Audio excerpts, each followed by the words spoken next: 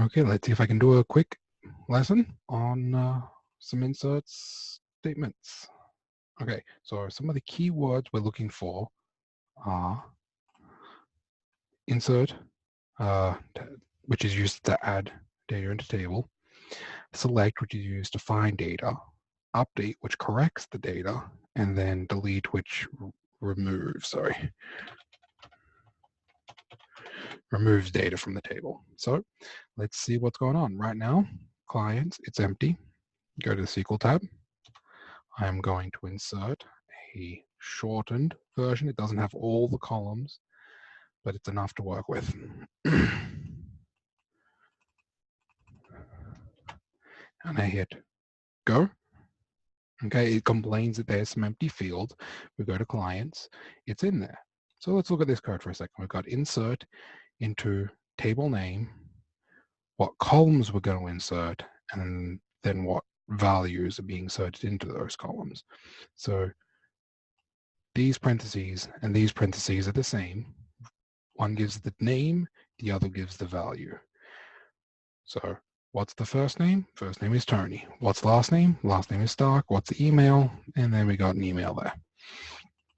Let's say we just met him, he gave us his information, and now we need to find him. Of course, we forgot some information about him. So we do a quick search, we select the column from the table, and then we identify how we're going to locate which table.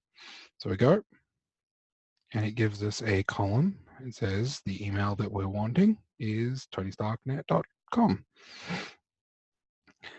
Suppose he is now a nonprofit organization, and that email that we found, the .com, is getting forwarded to the .org, and we don't want to get caught up in the spam filter. So let's go back to the SQL. We update on the table where, and we're setting the client email to the new email, and we're identifying it based upon his first name. We could also do where client email equals, and we use the old email. Let's do it that way. Let me just make this quick change.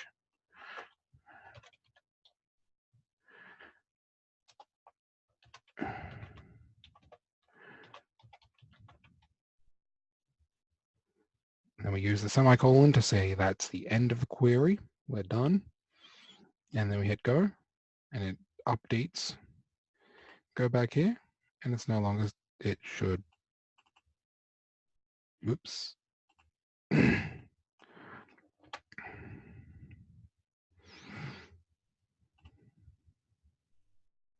are affected. Go client, and it's .org.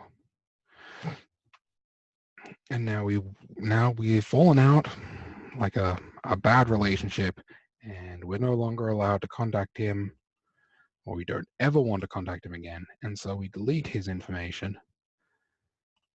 I go back to where we started. No one's in there.